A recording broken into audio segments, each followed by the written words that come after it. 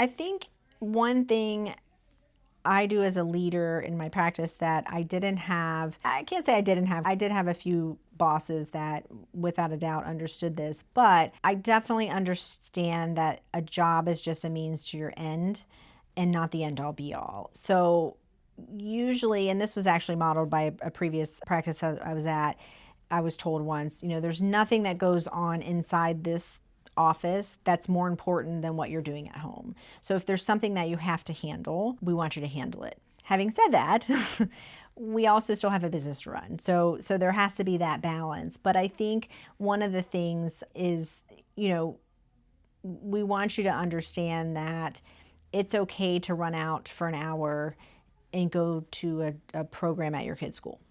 For example, I remember working Monday through Friday in a practice, leaving like my hair was on fire, or even worse, one time, as a single mom, I knew the next day we had a full clinic and I went to go pick up Vance. And this is also another reason I started my own practice was, I go to pick him up from school and he walks out and like throws up everywhere. It's 5 o'clock. I know we have a full clinic. There's no office staff to call. The traditional practices aren't going to get on the phone at 7 o'clock and cancel your clinic for the next day for you because you have a sick kid. So that kind of thing, if that happens, I'll say, stay home, we'll figure it out. I've been blessed with one time and now going on 6 years, I've called in sick. I tried to fake it. I tried to pretend like I wasn't sick, but when you're throwing up, you can't come to clinic. But it's not uncommon that we have a sick child laying in the back office, and that's okay. They come up after school.